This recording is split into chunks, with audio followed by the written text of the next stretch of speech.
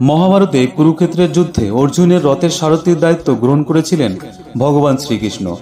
তিনি নিজে এই মহাযুদ্ধে অস্ত্র ধারণ করেননি, তবে অর্জুনকে প্রতি মুহূর্তে উপদেশ দিয়ে যুদ্ধ জয়লাভ করায় সাহায্য করেছিলেন সখা কৃষ্ণ।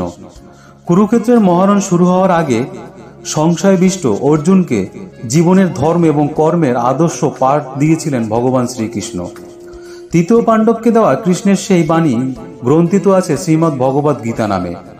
গীতা হলো জীবনের সঠিক দর্শন, সব সমস্যার সমাধান এবং সব প্রশ্নের উত্তর গীতায় খুঁজে পাওয়া যায়।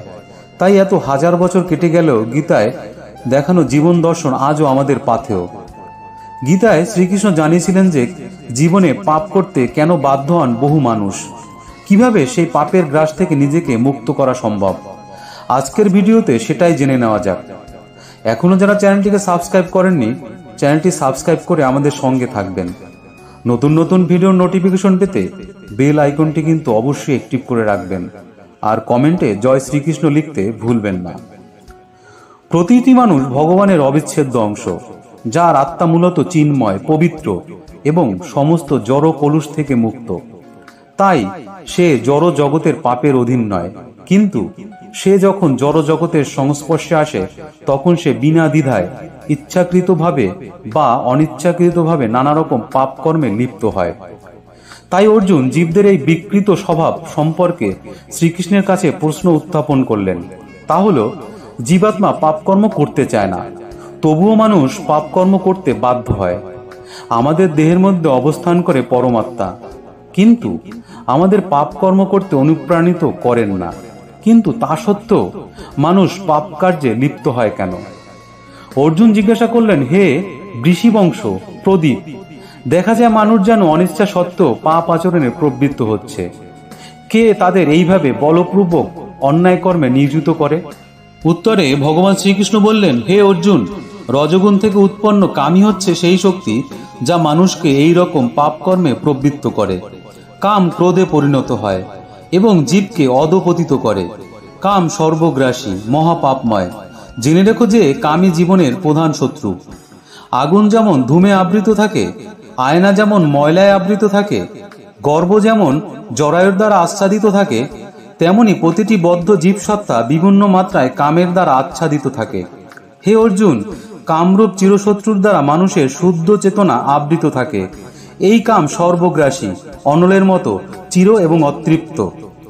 কামের আশ্রয়স্থল হচ্ছে ইন্দ্রিয়সমূহ, মন এবং বুদ্ধি। কাম এদের মাধ্যমে দেহাভিমানী জীবের প্রকৃত জ্ঞানকে আবৃত করে রাখে আর জীবকে বিমোহিত করে। অতএব হে ভারতশ্রেষ্ঠ, তুমি ইন্দ্রিয়গুলিকে সংযত করো। এইভাবে সমুদায় জ্ঞান বিজ্ঞাননাশক পাপের প্রতীক এই কামকে বিনষ্ট করো। অর্জুন, তা অসম্ভব নয়। স্থূল জড় পদার্থ থেকে চক্ষু, কর্ণাদি ইন্দ্রিয়গুলো শ্রেষ্ঠ। ইন্দ্রিয়ের থেকে মন আরো শক্তিশালী। মনের থেকে বুদ্ধি শ্রেষ্ঠ, আর বুদ্ধি থেকে শ্রেষ্ঠ হচ্ছে আত্মা। আত্মা জড় ইন্দ্রিয়, মন ও বুদ্ধির অতীত, অপ্রাকৃত।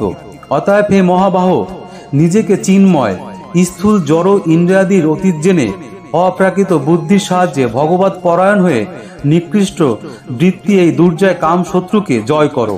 এইভাবে পরমেশ্বর ভগবান শ্রীকৃষ্ণ দুর্জয় শত্রু কামকে বিনষ্ট করার পন্থা অর্জুনকে উপদেশ দিচ্ছেন।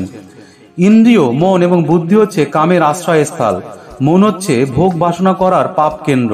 প্রথমে ইন্দ্রিয় উপভোগের চিন্তায় মন চঞ্চল হয়। বিক্ষিপ্ত মনে কাম প্রবৃত্তির উদয় হয় এবং বুদ্ধি ও কামের দ্বারা উন্মুক্ত হয়ে ওঠে। এইভাবে জীবের জ্ঞান লোপ পায় এবং সে আত্মবিস্মৃতি হয়ে নানা রকম পাপকর্মে লিপ্ত হয়।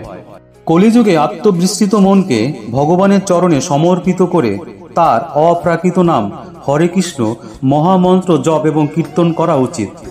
ভগবান শ্রীকৃষ্ণ পাপকে কিভাবে এড়ানো যায় গীতায় তার পথ দেখিয়েছেন। লোভ এবং লালসা থেকে নিজেকে মুক্ত করতে পারলেই পাপের পথ এড়ানো সম্ভব।